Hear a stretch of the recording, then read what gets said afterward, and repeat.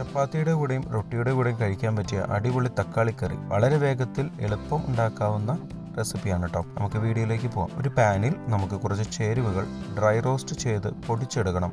അതിനായി 5 cashew nut, 1/2 teaspoon കുരുമുളക്, 1/2 teaspoon പെരിഞ്ജീരകം, 1/2 ടീസ്പൂൺ നല്ല ജീരകം, ഒരു മീഡിയം വലിപ്പമുള്ള കറുവപ്പട്ട, 2 കരയാമ്പു എന്നിവ എടുക്കുക. നന്നായി ഇളക്കുക. 1 മിനിറ്റ് നേരം ലോ ഫ്ലെയിമിൽ ഡ്രൈ റോസ്റ്റ് ചെയ്യുക. ഇതുവരെ നമ്മുടെ ചാനൽ സബ്സ്ക്രൈബ് ചെയ്തിട്ടില്ലെങ്കിൽ ഒന്ന് സബ്സ്ക്രൈബ് ചെയ്ത് സപ്പോർട്ട് ചെയ്യണം. പുതിയ വീഡിയോയുടെ നോട്ടിഫിക്കേഷൻ അപ്പോൾ തന്നെ ലഭിക്കുന്നതിന് ബെൽ ബട്ടൺ കൂടി ഇനേബിൾ ചെയ്യുമല്ലോ. ചൂട് വിട്ടുമാറിയതിനു ശേഷം ഒരു ഗ്രൈൻഡറിലിടാം. ഒപ്പം 3 ടേബിൾ സ്പൂൺ തേങ്ങാക്കൊത്തും ചേർക്കാം. 1/2 കപ്പ് വെള്ളം ചേർത്ത് ഒരു പേസ്റ്റ് രൂപത്തിൽ അരച്ചെടുക്കുക. ഇനി ഒരു പാനിൽ 3 ടേബിൾ സ്പൂൺ എണ്ണ എടുത്ത് ചൂടാക്കുക. അതിലേക്ക് 2 സവോള അരിഞ്ഞത്, ഒരു പച്ചമുളക് അരിഞ്ഞത്, ഒരു തണ്ട് കറിവേപ്പില, 2 ടീസ്പൂൺ ഇഞ്ചി വെളുത്തുള്ളി പേസ്റ്റും ചേർക്കുക. 3 മിനിറ്റ് നേരം മീഡിയം ഫ്ലെയിമിൽ വഴറ്റുക. അതിനുശേഷം 4 തക്കാളി അരിഞ്ഞത്, 1/2 ടീസ്പൂൺ മുളക് പൊടി, 1/2 ടീസ്പൂൺ മല്ലിപ്പൊടി, 1/4 ടീസ്പൂൺ മഞ്ഞൾപ്പൊടി, 1 ടീസ്പൂൺ ഉപ്പ് എന്നിവ ചേർത്ത് കൊടുക്കാം.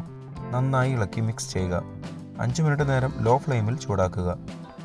ഇനി നേരത്തെ തയ്യാറാക്കി വെച്ച അരപ്പ് ചേർത്ത് കൊടുക്കാം. നന്നായി ഇളക്കി യോജിപ്പിക്കുക. 1 കപ്പ് വെള്ളം ചേർത്ത് നന്നായി ഇളക്കി കൊടുക്കാം.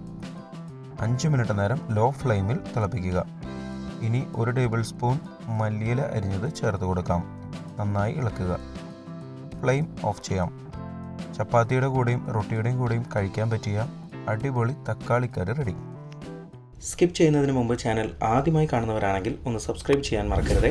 ഇവിടെ ക്ലിക്ക് ചെയ്താൽ ചാനലിലെ ഏറ്റവും പുതിയ വീഡിയോ കാണാൻ സാധിക്കും. നോൺ വെജിറ്റേറിയൻ റെസിപ്പീസിന് വേണ്ടി ഇവിടെ മുകളിലും വെജ് റെസിപ്പീസിനായി താഴെയും ക്ലിക്ക് ചെയ്യുക. 4 മണി പലഹാരങ്ങൾ, സ്നാക്സ്, ബിരിയാണി, ഡെസേർട്സ്, ഡ്രിങ്ക്സ് തുടങ്ങിയ എല്ലാവിധ റെസിപ്പികളുടെയും ലിങ്ക് ഡിസ്ക്രിപ്ഷനിൽ കൊടുത്തിട്ടുണ്ട്.